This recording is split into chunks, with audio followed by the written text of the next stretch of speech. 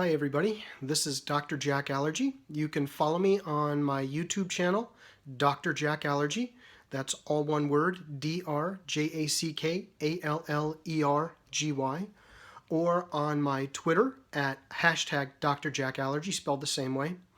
What I would like to talk about today is the treatment options for hay fever and allergies. This is the crux of what people really come to see the doctor for. How do we get people to feel better? Now, there are multiple therapies that can be used, so I am going to need to break this up into at least two parts. But what I thought I would do is this part is going to focus on the nasal spray type medications, and then part two will be the oral medications, and then discussions about other treatments such as allergy shots and sublingual stuff. Okay. So, I'm going to give you my recommendations. These are just my thoughts from the most effective and then moving down. That's the way I thought I would set this up. So, what I believe to be the actual most effective initial therapy for seasonal allergies or hay fever is going to be something known as a saltwater wash. Saltwater washes. This is a mixture of sodium chloride and water. And you can do it in multiple ways. There are the little nasal mists, the little nasal sprays that you can use, but that's not really what I'm talking about. Those are re-wetting solutions, so when your nose gets dry, those can be beneficial. Or if you get a lot of bloody noses, re-wetting of the mucous membranes can really help. So, what I'm talking about is an actual squeeze bottle saltwater wash or a neti pot. Now, you can find them at any store that has any type of allergy medications. You will find neti pots or saltwater washes. The neti pot is a low flow system, so basically you fill it up with the water and the salt solution, and then you just kind of tilt your head and it runs through. You switch sides and you go to the other side. A lot of people like this. The other method, the method that I use and I do on a twice daily basis and have for as long as I can remember, is the actual squeeze bottle. There are multiple companies, so it's finding one that you like. I prefer what's called a company. The company is called Neilmed, Neilmed, Neilmed, saltwater washes. And all you do is you fill up 8 ounces of water and you put in your salt solution, and then you lean forward and you squeeze on each side. Now, your job is not to blow your brains out. You are just trying to squeeze to get any mucus or any pollens that are microscopic that are stuck inside your nose out. And I always tell my patients, better in the drain than in here, okay? You can make your own saltwater wash solution. And so the way that you make this, my recipe is a 2-to-1. This is the exact same recipe you'll find anywhere. A 2-to-1 ratio of non-iodized table salt and baking soda. That's it. If you're going to put in, let's say you want to make your own, and this is what I do. I find a Tupperware container. I put in 8 ounces of non-iodized table salt. I put in 4 ounces of baking soda, inexpensive store brand baking soda. And then I close it and I mix it and shake it. And then all you do is you're going to add 1/2 teaspoon to 8 ounces of water. And your bottle is simple and easy, so your bottle has an 8-ounce mark. And you add your 1/2 teaspoon, add your water. If you want to warm it, you can. I do mine room temperature, and that's it. The best initial therapy that I try to recommend to any allergy patient is to start with the saltwater wash. It moisturizes the nose. It puts fluid back in where it's drying out, which can feel like you're congested. It gets out any mucus or pollens that are stuck inside of your nose, and it's not a medicine. So this is the best initial therapy, number 1. All right, moving down, what would I recommend after a saltwater wash is going to be a nasal steroid. Intranasal corticosteroids, very, very safe, incredibly safe. There are 3 brands that are over the counter. There is Flonase, Nasacort, and Rhinocort.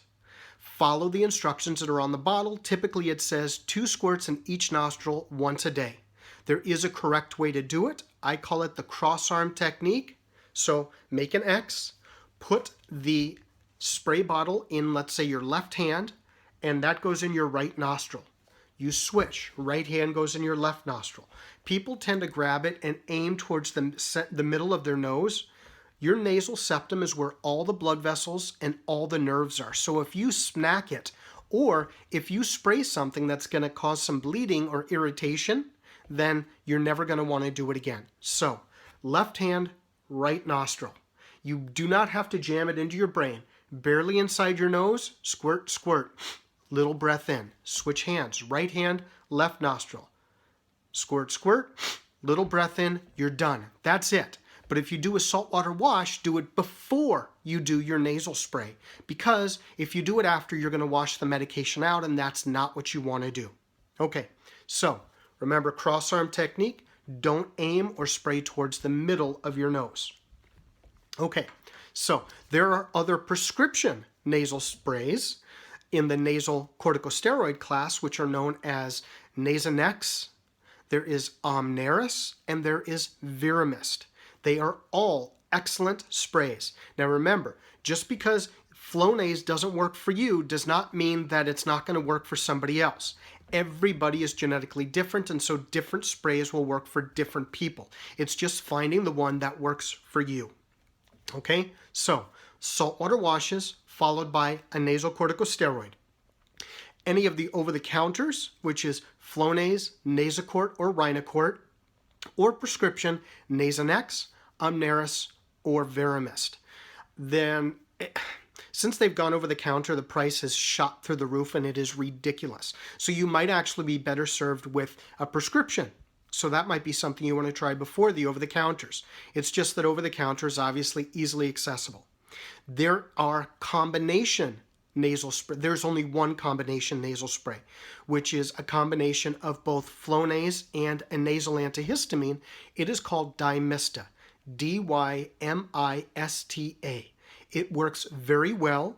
The side effects are it's expensive, and the other issue is that it contains Astepro, which tends to taste not so great, but it works really well. There are also nasal antihistamines, and there's only 2 of them on the market. One of them is called Patanase, P-A-T-A-N-A-S-E, which works really well. There is also Astepro, like I just said, Astepro by itself. It's 0.015%, I think, and this is the 3rd formulation of it. It still tends to leave an aftertaste in a lot of people's mouths, and so when I tell people to do it, I recommend doing the leaning forward, any nasal spray, but especially with the Astepro or Dymista, leaning forward as if you're diving. Okay, as if you're diving. Lean forward so when it shoots into the nose, it doesn't go down the back of your throat, but goes up, and any remainder will come out. Okay, those are nasal antihistamines. The benefits of the nasal steroids are multiple. They decrease allergy symptoms, they decrease inflammation, they open things up, you can breathe. Side effects can be some drying of the nasal passages and bloody nose. This tends to be due to technique, people spraying towards the center. You don't want to do that. You want that X. Left into right, right into left. That'll decrease that risk. Nasal antihistamines benefits are they are almost as good as the nasal corticosteroids. Not quite, but they are very beneficial. Side effects are they can cause drowsiness because it's an antihistamine. Other side effects is a gross taste in the mouth, and then also there can be some drying or bloody nose. That tends to be technique. Those are the nasal sprays. There are 2 other medications that are known as nasal aerosols. One of them is known as Zetonna, Z-E-T-O-N-N-A, which is the exact same medication as you'll find in the prescription Omneris nasal spray. And then there is Q-Nasal, Q-N-A-S-L. Both of these are very effective, but they can be very expensive. They also take some getting used to. The first time you use them, even up to the second time, it will bring some tears to your eyes.